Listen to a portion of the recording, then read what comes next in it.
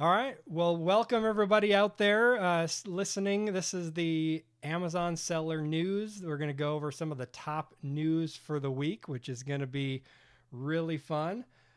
Today, I've got Vanessa Hung with me. She is the co-founder of Seller Assist by Carbon 6, which is they help you with all of your back-end needs with Seller Central and things like that. So, Vanessa, I appreciate you coming on.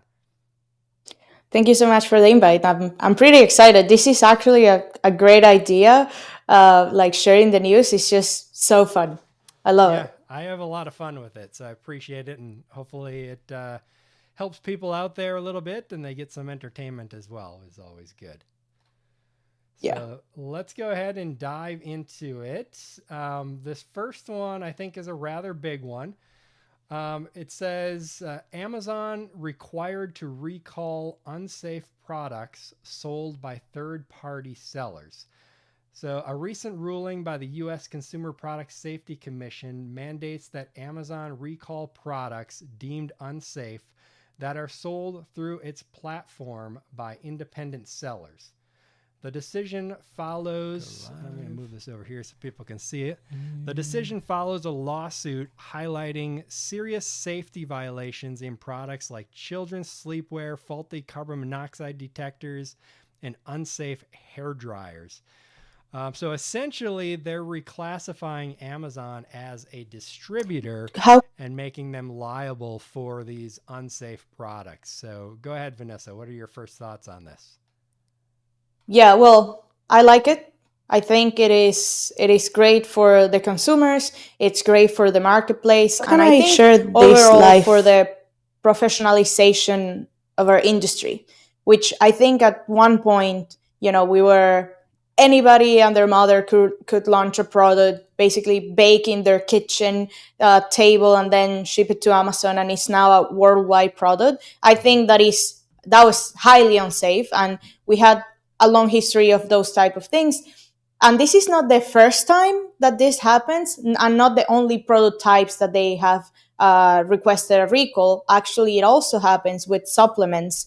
Not long ago, when the FDA, I think it was back in December, um, put a warning in, like, send a warning to Amazon saying like, hey, you're selling products that are not labeled as they should be labeled, Mm-hmm. and you're getting in trouble. And this is like consumer protection. So on the side of the consumer protection, I think this is what needs to be done.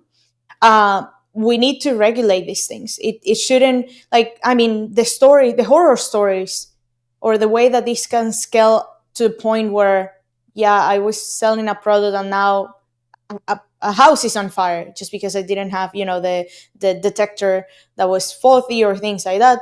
So I think it's good. On the other side, for consumers and for the overall experience, for sellers though, it's gonna be a little bit of an adjustment, especially for those entrepreneurs that still have the mindset of, I'm gonna create any product and I'm just gonna launch it on Amazon.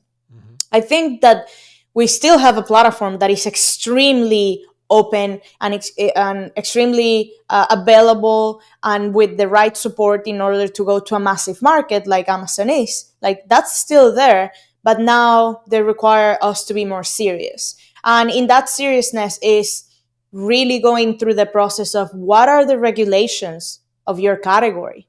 Most people don't know that. Especially I think in the sleep wear, I think that was for babies, for childs. It was like a weighted Mm-hmm. beanie, or something like that, which the idea, it was translated from weighted blankets, and how good is that for for adults and all of that. So they said like, oh, this might be the same thing for babies. We're going to launch this is amazing. The thought process there as an entrepreneur is fantastic. You should explore those ideas, you should explore those markets, but get a lawyer. Get a lawyer, and get the consulting of like, are you even allowed to sell this? What are the requirements that you need? What are the tests that you need to prove to go to the market? Because this is no different. And that's one thing that people don't really, I don't think they connect in their brains as the entrepreneur that is, building a brand on Amazon, is that right now we're seeing Amazon being very diligently with requirements and documentations, and being very strict with insurance and things like that. But that's the same thing, or that's the bare minimum that happens in, if you go to a big box store, right? If you go to Target, if you go to Walmart, or even worse. So, it's just like the professionalization of our industry. It's coming. It's been happening for a long time since I think I thought it started, or I think it started back when the FTC put an eye on Amazon and started talking about reviews, and then the FDA, then all of this. So when the government has an eye on something, you will definitely start seeing more regulations. So I feel bad for those entrepreneurs that thought that weighted baby sleepwear is a good idea. I mean, I understand that the process, and we didn't learn this selling on Amazon with a lawyer next to us, but I think that's where we're going. So it will change a lot the product development, and also especially with products that are coming from China. Mm-hmm. I have a cool story. Well, kind of not a cool story, horror story in that sense, with one client that I worked with a long time ago. There was in the medical device space, selling consumables. So they were like putting orders to their manufacturer, putting orders, but didn't really build that relationship, I guess. And at one point, the manufacturer was hit by the FDA because they were producing with contamination, and I don't know what exactly that means. I'm not really like a medical, I don't have a medical background to explain really well what was wrong in the manufacturing facility. Mm-hmm. But they closed down, they went bankrupt, and all of the products they sell from, like, that was in 2023, like from 2021 until 2023, everything was recalled in for everybody, and Amazon refunded all customers going back to 2021, because they purchased a product that was contaminated. This seller, had to file for bankruptcy. Like, it was a thing. So, on one side, it's like, well, he didn't know this was the manufacturer. They were like not playing net nice, whatever. Yes, that's true. Like, it's on their fault. But also, it's like, you should do your due diligence and knowing that your manufacturers are doing a good job and they are complying with the law and they are regulated. But at the end, because at the end of the day, they are, the ones that control your product. So Yep. I think in this process of professionalization, we need to be more tuned into what's happening on the other side, and do they have all of the things. So, Yeah, yeah. Of course, it really depends on the category. Anything to do with babies or stuff dealing with food and ingesting and stuff like that, you got to be really careful. If you're selling a wrench or a fishing lure or something, probably less of a risk there of any kind of thing that's going to come back on you. But yeah. I agree with everything you said there. I think it's good that they're looking at these things. I hope they look at them more. For example, as I said, I would never buy anything for my baby that is from a company that's, in China or someplace like that, that Yeah. is not going to have nearly the stringent rules as, say, Europe or the United States is going to have. I at least Yeah. want the seller in the United States so that if something happens, I've got somebody to hold accountable. And because I'm not going to be able to hold anybody in China accountable, really. But I Yeah. think, and that's always kind of been in place. They've been more and more strict on that as time has gone along. But what is really important on this ruling is that now Amazon is going to be liable as well. So before this, Amazon was pretty much like, it's not our product.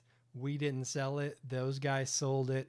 They need to do the recall and everything else. But now the court is saying, Amazon has to participate in the recall of the products, which in turn is going to force Amazon to be much harder on the sellers that are selling products on their platform. Yeah, exactly. So that's But and the recall, I don't know what are the technical requirements on Amazon side, because the recall in that experience that I had with this seller was pretty much Amazon refunding all of the customers. That's it. They didn't say like send the product back, and I think it's because it's a consumable. It's something. It's a kind of a liquid gel. yep. So I don't know if in that sense I would be like just throw it away.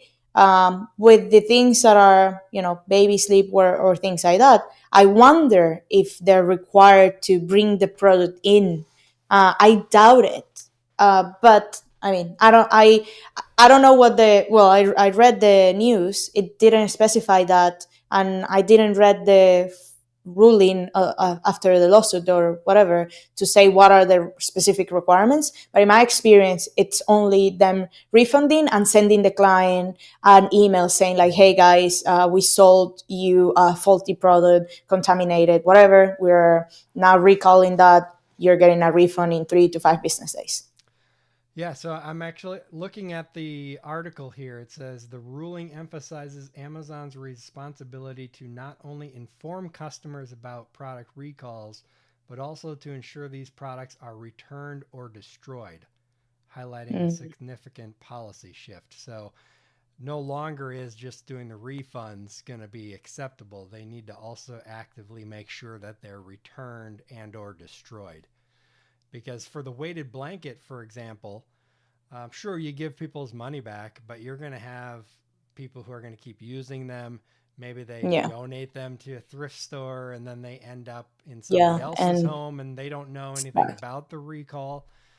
So I think with this ruling, Amazon's going to have to actively participate in getting those products back to Yeah. Amazon or back to the person who sold it. And what it's even more complicated on that on a seller side is that when they recall, they refund, right? Like, and all of that money, it's like negative balance in your account. Yes. And then on top of that, all of that money that you're losing because they are refunding the customers, they're gonna if they're gonna charge you for the logistics of bringing that product back. We're talking about shipping it back. We're talking about removal. So shipping, processing, and then shipping it to the seller. So this is going to be extremely expensive for the seller, Yeah. because I'm pretty sure Amazon won't bear the weight on this cost at all. Yeah. Um, Yeah, yeah, it's going to mean changes for sure because, number one, you should have been doing this anyways, but you need to make sure that the product you're selling is safe. That's your responsibility as the person creating that product and selling it on Amazon. yeah, But number two, and this is the unfortunate part, is that all of us honest sellers and good sellers are going to have to pay for the maybe not so honest sellers or the ones making these mistakes, because Amazon is going to try to spread that cost, kind of like insurance, right? You pay insurance and your yeah, insurance rate is based off of how many people are getting in car accidents or whatever. Your individual rate can change based on your own actions, but it can also change based on the volume of other people's actions. And so Amazon's going to spread that risk around. So I fear that it's going to mean some additional type of fee or just overall increases in fees to help Amazon cover that risk. I don't know. Um, I don't see a way where they can justify this. But to your point, that's exactly what happened to the supplements category. So Mm-hmm. after the FDA did this, and after they found several bestsellers in the supplements category where they had like ingredients that were not labeled in the label, and things that are prescriptions, but they weren't being sold as a prescription. Then right now, Amazon is requiring you for, I think, 5 specific different supplement types. They're requiring you a documentation, a lab test. And the only way to do the lab test is through their approved partners, through the Seller Central experience or dashboard. Yep. And it's not even like, oh no, before you could go to whatever laboratory, do the test, and then send the test to Amazon. Right now, it's like, no. You are now choosing the list of 3. I think there's only 3 providers, 3 laboratories, where you choose which one you want to work with, which one you want to send the inventory to, and then they will test the product, and then the lab will send the results back to Amazon directly. The seller is never in the conversation, so they cannot manipulate, they cannot do anything of that. But, which in principle, if you think about it, it's even better in the experience of like, okay, now I can kind of outsource this to Amazon and they will handle all of that. But the cost is ridiculously higher than what you will pay if you go to a third-party lab test and do, even if you do it with the same providers but not through the Amazon dashboard, it's like 10 times cheaper. Oh, wow. So yes, Amazon is now making every supplement brand pay for these, wrong actors or bad actors. I don't know how that can translate to other type of or other prototypes like baby clothing. I mean, I don't know. I find it difficult. Probably it's because I really don't know the legislation to say like, oh no, you actually require certain documentation. But it's what you said is totally true, and it's just a matter of time to see how Amazon is gonna put the weight on everybody else. Yep. Yeah. I mean, 10 times the amount of going outside of Amazon. That's, when you don't have a free market and Amazon's like, you got to use these, you got to pay the price, unfortunately. So, Yeah. and you could see more forced testing like that now with this decision with like the baby blanket, as you mentioned. I'm not sure exactly what that test would involve, but sending it to some kind of outside laboratory, making sure the fabric is non-toxic, and all these different tests that they could do. I could definitely see Amazon start requiring that for more categories outside of just supplements, for sure. Yeah, totally. All right, cool. Well, let's go ahead and move on to the next story here. So this one is Temu faces supplier backlash over business model changes. Temu, an online marketplace, is experiencing significant backlash from its suppliers in China due to a shift in its business model aimed at recruiting Amazon merchants with US and EU based warehouses. So essentially, instead of Temu handling everything for suppliers, now suppliers are going to have warehouses and such in the United States for product delivery. And I don't know if you've seen the video on this or not, but there was Yeah. essentially like suppliers storming the offices of Temu and demanding their money and things like that. So it became a pretty big uproar, this shift with Temu. Yeah, that was funny. I saw the video somebody shared on LinkedIn, and said like, can you guess the company? And I'm like, I don't get it. Like, I don't know. I don't understand what's happening. And then it's like, oh wow, I read the news article, and then it's like, I understand. So first thought was like laughing a little bit. I'm like, of course. And the reason why, it's because when and I like how you say Temu. Temu? I always say Timu, but it's okay, Temu. When Tomato. when that came, yes, when that came out, like that as a platform, and the Super Bowl advertisement and all of that, uh, it really got a lot of people worried that could at some point become a stronger competitor in the market for Amazon and stuff like that. And I think one of the biggest arguments against the uh, Temu experience was the delivery rates, like the delivery timelines. So you order something, you don't get it until 21 days, 18 days, like 30 days after. It's something ridiculous.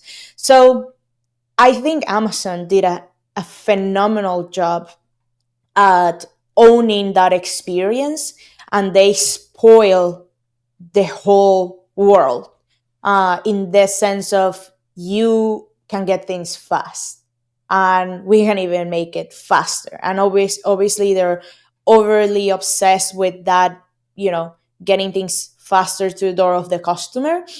So it makes it hard to compete in that sense. And not because people are comparing the price or the product with what Amazon has in their platform, because they will never be able to compete. Temu is extremely cheap, but they still are entitled in a sense. They feel the entitlement of getting this product now.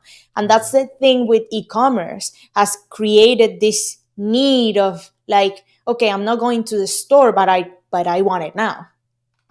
So in that sense, that's where Temu realized that and say like, okay, guys, we need to solve for it. We need to start, obviously getting partners in the US. And also part of this flexibility in their model with now being semi-managed, where they don't control the whole thing, also takes away a little bit of their cost, because they were losing, I think it was around $15-17 per transaction, like because of the logistics, because of all of the things that they were carrying for the manufacturer or for the merchant. So and I like this. I took it from Steve Simonson. He taught me one time, we were like sitting together at an event, and he said, no company it's able to lose money forever. So, especially in these days with how the economy is, this is where you see things were at the beginning when they came out, like throwing away money and money, that has an end. Like there is no endless money. So now they're shifting, right? And in one sense, I think that's a good thing for Amazon. In general, it's like proving the point of like, we still control this market. Like it's not gonna be that easy.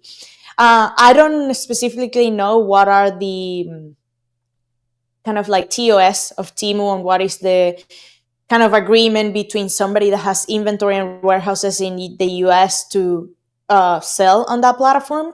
And as anything, I think a lot of people should explore that avenue if this is something that is possible for your product, for your niche. As some people are doing TikTok shop and Instagram shop and all of that. It's another channel. We need to stop like looking into, okay, it's only Amazon or things like that. If there's another channel you can target other customers, then go ahead. One cool information, I guess, fact that I read maybe like 3 months ago or so, was that the biggest competitor of Temu is not Amazon, it's not Walmart, it's actually Dollar Tree and Dollar General. So they are. So I read the thing where they been the ones that have suffered the most because of Temu. So if somebody here, it's listening to us, and you're not playing in those leagues, then I mean, it's. I don't think it's gonna ever get to a point where they're gonna sell premium brands. Maybe. Well, I don't know. Probably.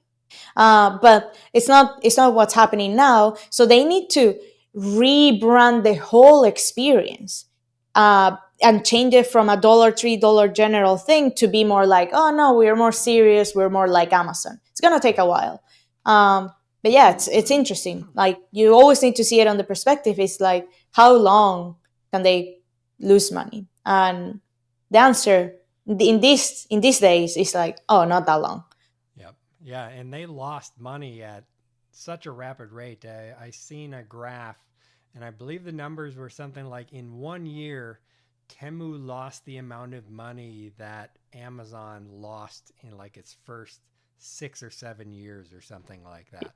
Yeah. It was pretty Yeah. staggering the amount of money that they just kind of blew out the door to try to get a foothold. And they did a pretty good job. I mean, they got a lot of people, a lot of eyeballs, a lot of people talking about them, but now they got to try to make this shift into not losing so much money. Whether they're trying to go for profitability yet, probably not.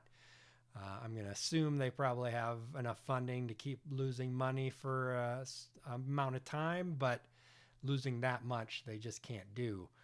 And Yeah. I it's good. I'm glad to see this shift in Temu, and the suppliers getting upset and stuff like that at it, because now they're going to have to do this the taking the inventory to the United States themselves a lot more. Hmm. And for us as sellers in the United States selling on Amazon, it's going to be beneficial because when the suppliers bring their product into the United States, they're probably going to be over that $800 threshold. So they're going to be subject to duties and It's tariffs just and inspections, just like we are for everything. So that's going to help us. And I'm assuming, well, I shouldn't assume anything when it comes to government, but I'm hoping that eventually the government will do something to close that $800 loophole. mm, Because otherwise, now Amazon's going to launch their Temu platform that they're doing, right, and bringing products direct from China, and that's going to put a damper on U.S. yeah. based sellers as well. So it's kind of getting hit from multiple fronts, which hopefully we're able to close some of those loopholes and help the sellers that are in the United States. I'm definitely a free market guy, but when we in the United States have to deal with all the regulations and the Chinese companies don't, that's kind of the opposite of free market. Yeah, totally. And also on that note, and what we were talking before, like regulations in the US are gonna get more rigorous and strict versus the ones that are in China. This is also like an indicator of Amazon will also need to be liable for those things. So if they are now liable for the recalls and things like that, I think they will be more careful. I don't know. So they said that they're gonna launch this like Temu like platform at the end of this year, or at the beginning of next year. I think it's the begin this at the end of next sorry, at the end of this year. They will like enroll merchants, get the inventory, do build the whole thing, and then next year I think it was the official like public launch. Mm-hmm. I don't know if that will remain the same, especially with this move of like, okay, Amazon team is now going in another direction, so they must know something. Quick thought on this. When I was reading a lot about what these, cheap marketplaces and websites were doing to the overall consumers in the US, like Shein and Temu and all of that. Before it was like Wish or something. Um, the they were explaining of like, this is an answer or a result of inflation or an bad economic period, right? And one of the analysis was also people stay, or when people are going through a tough economic periods, they Mm-hmm. will obviously go and try to spread their budget as much as they can. Yep. They're gonna go and buy cheap $3 general, like that type of thing, like Shein, Temu, like trying to subsidize because they need to make their money worth, but they don't stay there the whole time. And that's very true. It's like when things are getting better, like as a whole economy, right? Like globally and in the country, but then also uh, microeconomy of that family, of that person, of that consumer. Mm-hmm. You don't stay going to $3. Even when you need the same thing, then you start like, oh no, maybe I purchase this in Target. I know that it's $3 more, but now I have that. So in that sense, I don't think this type of platforms will ever be able to build customer loyalty, uh, especially in countries like the US, where it's always about how you can improve yourself, how you can move up the ladder.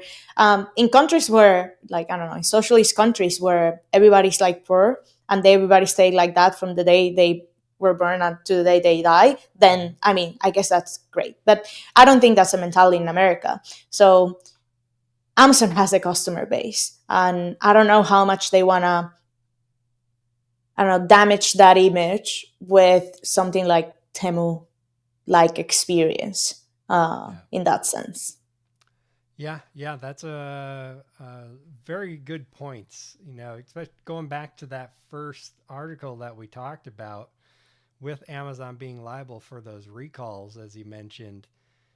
It's going to probably make them think a little bit twice about that, because if they're importing directly all these products from China extremely cheap, there's going to be some junk in there. There's going to be some stuff with poisonous chemicals on it. There's going to be things that are not up to regulations in the United States.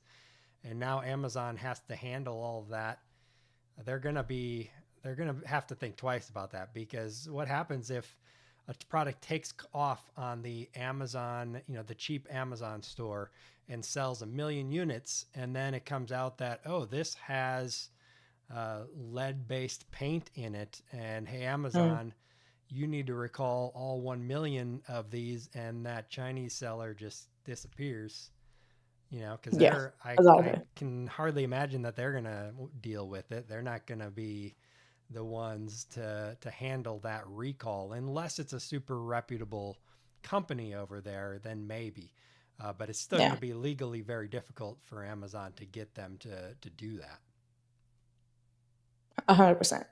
Yeah, so that's that's a really good observation for sure, and something that we'll have to keep an eye on, because I don't blame people for shopping on Temu. I never have, and probably won't, unless they become more, compliant with regulations and stuff like that, and I can trust some of their products, and open it up to a platform where more US based sellers and stuff are selling as well. Then maybe that Mm. would be a possibility, but I don't know if I see that at this point. But it's going to be interesting to watch and see where they go.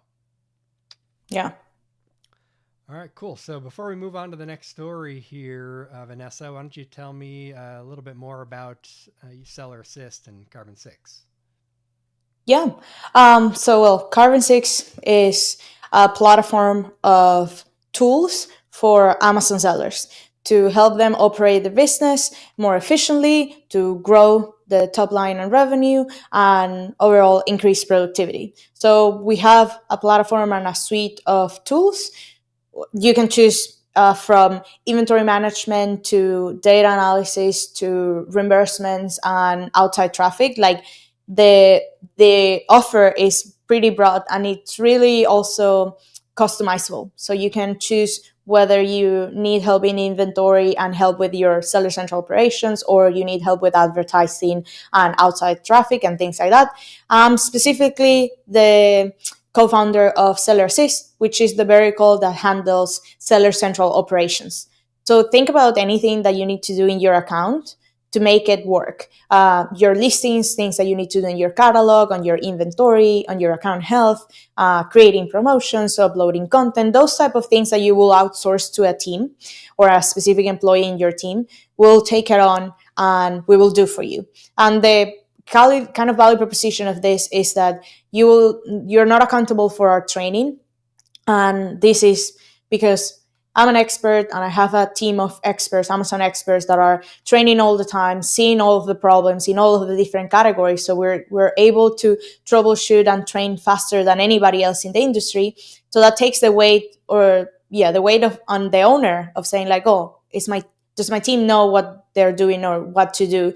So in that sense, it's great. And also, you should be focusing as an owner or as a brand manager of an account focusing on the growth strategies, like what are the things that will make your business grow, not how to talk to seller support to get your listing showing the image that you want. So those are the things where we want to save you time, we want to save you the headache of dealing with Amazon, and also the learning curve of managing a seller central account.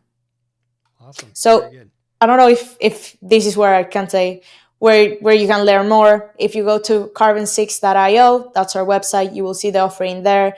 In the menu, you can also go to Seller Assist, and that's where you find more information about it. If you want to talk about it or need more information, feel free to shoot an email, vanessa@carbon6.io. Excellent.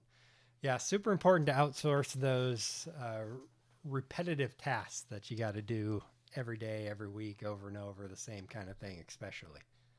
Free up that time to focus on growing your business. All right, Exactly. so this next article here, very similar, actually fits right into what we were just talking about. So this is a post from Kevin King, and he said, "End of FBA as we know it is near." Kevin King warns of significant changes impacting FBA sellers due to new strategies by Amazon and competitive moves by Walmart and emerging platforms. Amazon's factory direct discount section and Walmart's recruitment of Chinese factories signifies a shift towards more direct factory sales to the U.S. consumers, potentially displacing current FBA sellers. So what do you think? We were kind of just talking about that, but do you agree with him? The end of FBA is nigh? I don't think that's as close. And the reason why, which is okay, two thoughts on this. The first one, it's not different from what they have been trying to do with removing resellers. So Amazon is now trying, and it's been trying for a long time, to remove the middleman, like completely, right? On that side, I think they have done a good job, or they've been doing a good job at minimizing the opportunities for resellers, and because of that, they're kind of reducing that. And that whole business model is going more into brand management. So now the people that have been doing reselling for a long time, they are now trying to get exclusivity with these brands to sell in the platform, because obviously they still want to make money, and that's their main income. So it doesn't surprise me. This is not like oh my god, what is that they're doing. But on the other side of the coin, they're also been investing a lot of money, resources, tools, development, dashboards, events, like all of it. They're throwing it to brands. So their, I guess, narrative has been, we want brands on Amazon, we want that brand experience, because we want to be more like legit. I think factories are not there, in the sense of like, factories just want to produce. They don't want to deal with branding. They don't want to deal with influencers. They don't want to deal with marketing. They don't, that's out of their scope, like above their pay grade in a sense. So this is going to force Amazon to do two things. Either, send them to this more cheap option of Amazon, like a cheaper version, the Temu-like version, or they are going to be lifting the weight of the brand side. Because, again, I don't think Amazon shoppers are used to Dollar Tree experiences, right? Where it's like, oh, this bottle, cool, no branding, nothing special, just a plastic, but it's very cheap. Yep. So that's like the war, or kind of like they want to be able to understand the market, appeal to everybody that is right now here and trying to buy, and going through the economic crisis, or whatever. I don't know if that's the main point, or they just want the whole market and cover all of their sides. But I don't think brands are going anywhere. And the huge part of this is whether you, as an Amazon seller, have a real brand, or you're still doing private label. So for my private label guys, It's over. Yeah, and it will be over at some point when Amazon keeps doing these things. Now, before that was unofficial in the sense of we know who your manufacturer is. We're going to go to your manufacturer. We're going to buy from them. We're going to develop this brand and we're going to become your competitor. Right? And that's what they did. Now they're saying like, you know what? We're not even going to be secretive about it. We're going to be explicit. We're explicitly telling you that we're going to the factories and we're going to do this. But that will create a private label experience. Those guys won't be creating brands. Those guys won't be dealing with influencers and doing all of the A plus content and all of this and registering trademarks to get brand registry access. I don't know how much that'll be happening from these guys because at the end of the day, if you think about it, all of these, I guess, areas or functions that we're talking about, they cost money. Marketing costs money. Branding costs money. A trademark costs money. So the whole premise of these factory deals it's cheap. But if you want the brand experience, then you need to pay for it. So again, private label sellers, the future is not super bright.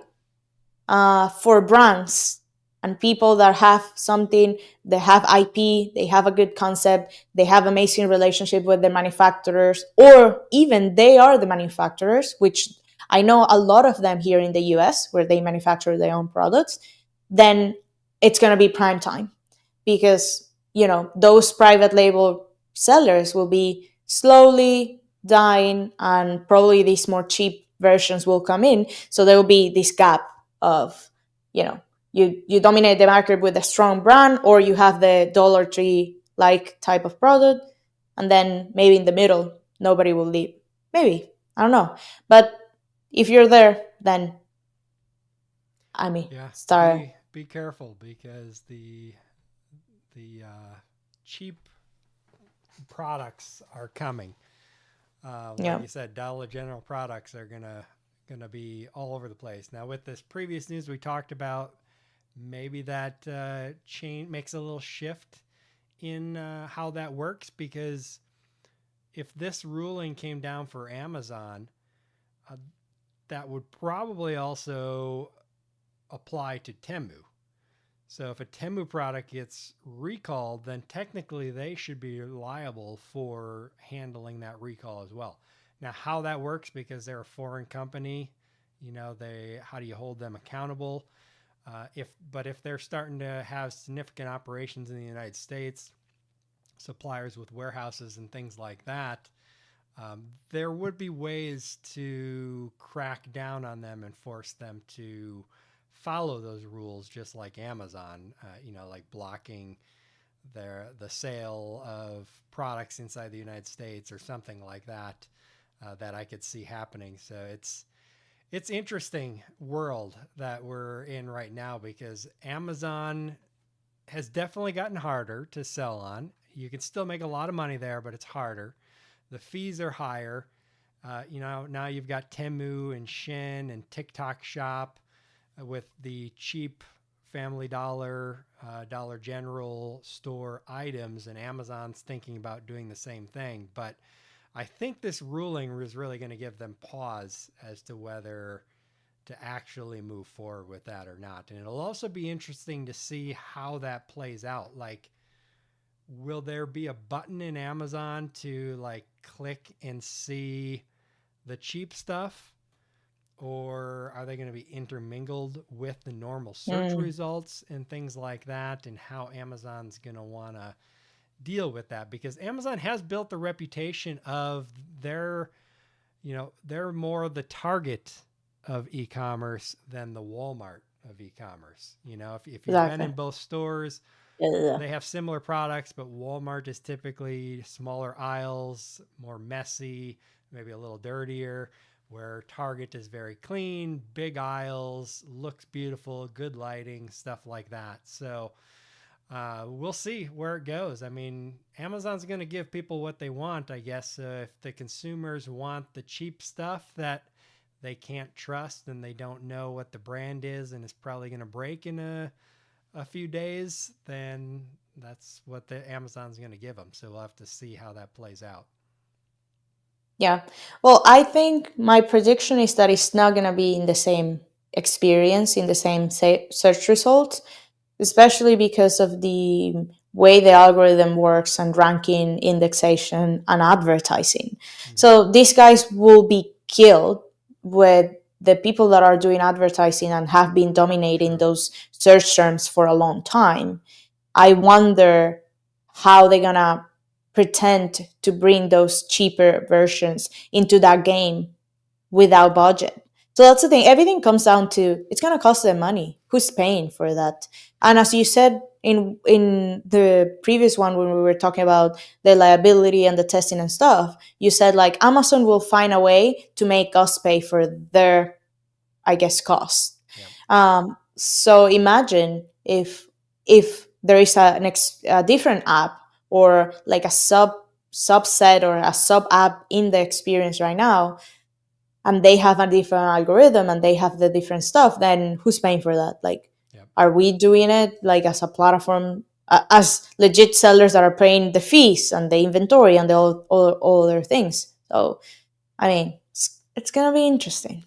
Yeah, yeah, but like you said, and what Kevin King actually says on the bottom here, sellers are advised to differentiate their products, protect their intellectual property, and focus on quality marketing, which is going to be super important. You know, differentiation, number one, patentable differentiation and Mm-hmm. trademarks and copywriting as well is going to become even more important to, you know, take down any kind of knockoff products and things like that and protect that intellectual property.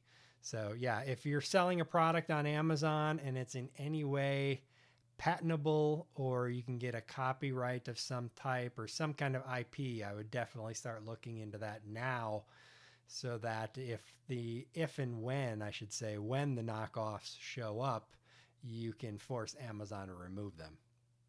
Mm-hmm. Yeah, very important. That's It's gonna be very interesting to see how that goes. So we've got about 10 minutes here, so let's dive into one more. The next one here is Amazon announces significant changes to seller fulfilled products policy. So this was Corey Thomas actually wrote about this on LinkedIn, but it's also a news article on Amazon. And essentially, um, sellers are going to be required to have much higher on time delivery rates. So not mm-hmm. only are you required to get the product shipped within the time period that Amazon specifies, but now you're going to need at least a 90% on time delivery as well. So, you know, FedEx, UPS, and USPS, if they mess up, that's on the seller now. What are your thoughts? Crazy. So at the beginning of the year, with all of the increases of the FBA fees, a lot of the conversations were like, okay, well, we go into FBM. I mean, I don't know. It will be a hybrid model. We'll figure it out, whatever. And now with this change, it's like, oh no, guys, by the way, the ones that are thinking about going to FBM or are doing FBM right now, we're going to make it harder. Mm-hmm. So, to the previous one that we were talking about, there will be an end to FBA. I doubt it. They're forcing people to go into FBA. Yeah. Sorry, the end of FBA. They're forcing into FBA. They're forcing them into AWD because they have invested trillions of dollars into this network, and they're gonna get their money back. And that's something that Andy Jassy said in his shareholder letter in 2022. We're gonna make fulfillment profitable. Mm-hmm. So this is a clue, or yeah, I guess a clue of, yeah, this is what we want from you. And that it makes it hard for those sellers that were saying like, okay, I put it on Amazon and then put it cheap and then maybe send it later. Two things. First, well, to my FBM friends, We have to level up. Everybody has been leveling up in all sides, from compliance to profitability to on the reimbursement side as well. Like there's been so much change. Yep. Now we're getting into, the FBN waters. You have to level up. I don't think, as you said at one point, it's like the game is getting harder and it will always get harder. So it doesn't surprise me at all. But one thing, bright side for this, as FBA sellers, and this is a practice that I've been seeing so often. When you're a brand, right, and you are like super successful, you get hijackers in the buy box sometimes. And these are companies that say that they have your product. They put an FBM offer that is ridiculously low, and then they sell inventory. They lower your buy box, they sell inventory, but the inventory takes like 2-3 weeks to get to a customer. If ever. Now they're closing that loop. And for brands, guys, this is a win. This is a real win, because fighting those resellers or hijackers to the buy box was extremely difficult, because now Amazon was requiring you to make a test buy. But then when you tried to buy the inventory to make the test buy, the product was never coming to you.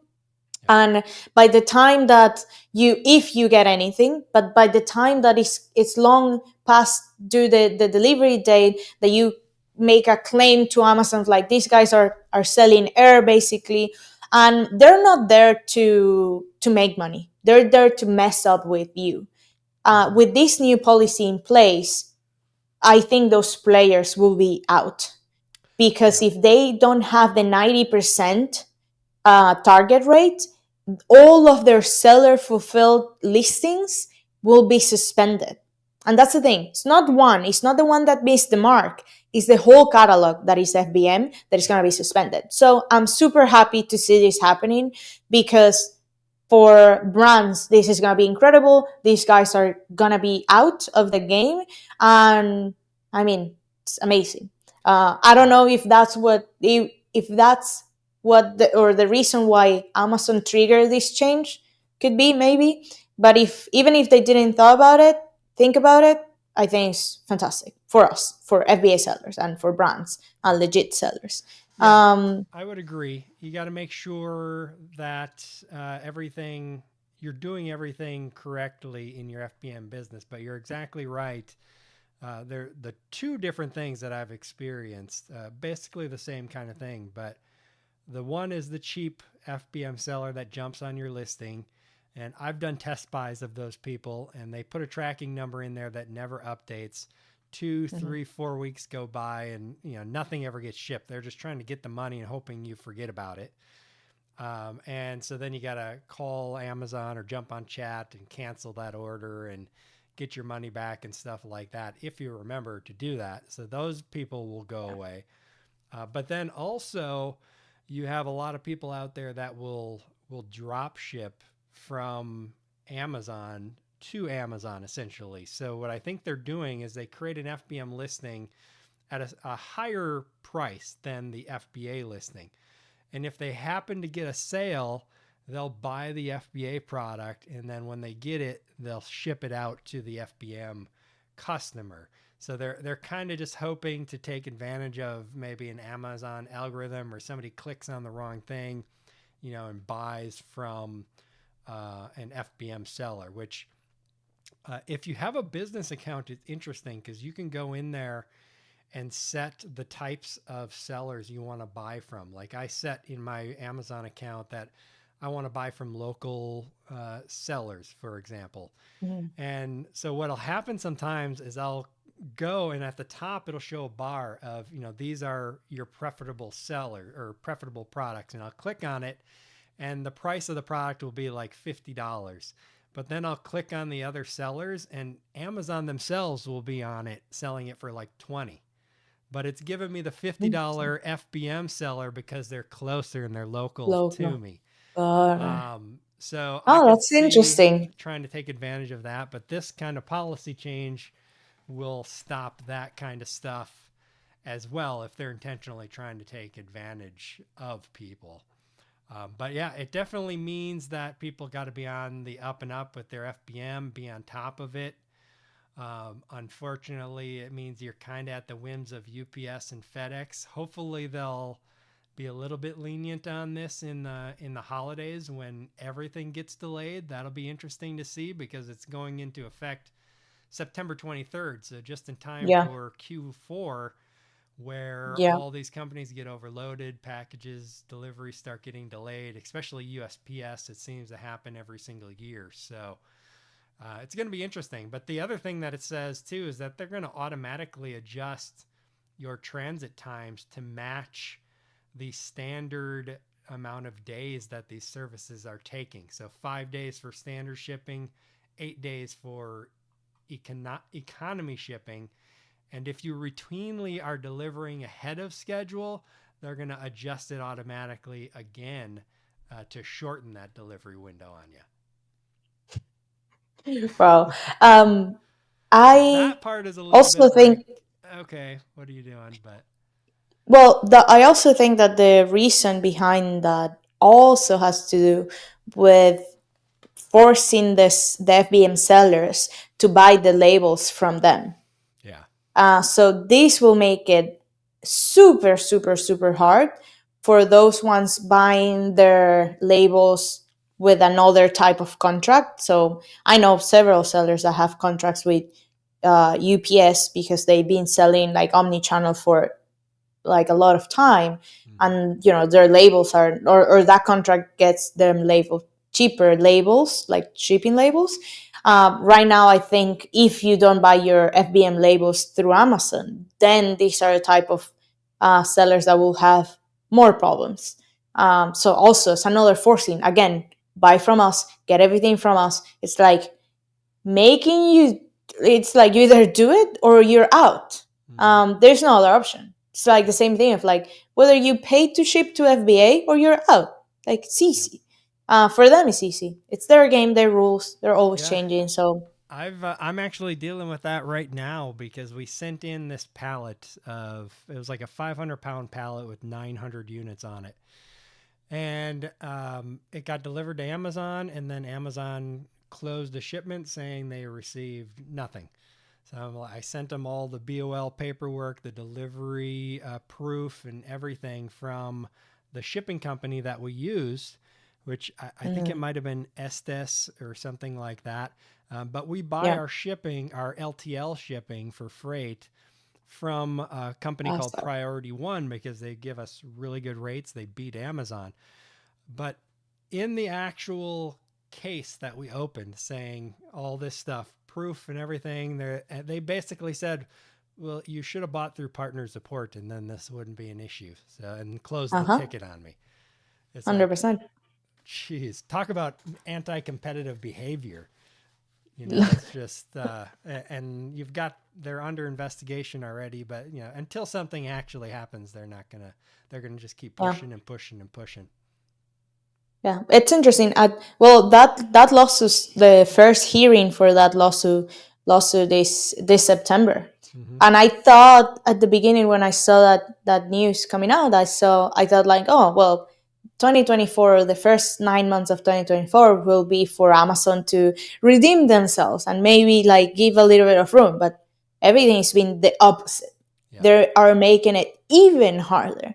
So it's like, are you are you guys like watching the news? Like I don't know. Sometimes I wonder, Yep. but this is interesting. I don't know. I that so that's the type of lawsuits that could carry over years and years and years. Yes, that's the So thing for you sure. have to wonder if, like, you know, like they're trying to make the most amount of money now because they could potentially see where the moment where they get break up, and then it's like, okay, Yep. we'll figure it out then. But in the meantime, let's make money. Yeah, yeah. I could see a Microsoft ordeal where they break Amazon up into the different pieces and force them into separate businesses, but it's going to take a long time, like you said. And obviously, Amazon's like, bring it, try us. We're going to keep Yeah, going full speed ahead. So we'll see. I mean, there's still a lot of opportunity to make a lot of money on Amazon, but it's getting harder and harder. In some ways, good. It's forcing sellers to be more legit. In other ways, like the discount marketplace and things like that, not necessarily as good. Yeah. All right. Well, Yeah. Vanessa, we're running up on an hour here, so I appreciate you coming on the show. This has been really fun. Thank you so much. This was super fun. And thank you for the invite. And to all of the sellers there, I think what you said to close, it's like the thing is like, yes, the rules always change, the game is always, or it's getting harder, but this is a massive opportunity. And Mm-hmm. in 50 years before Amazon, like there was no other way to make this much money and get to as many customers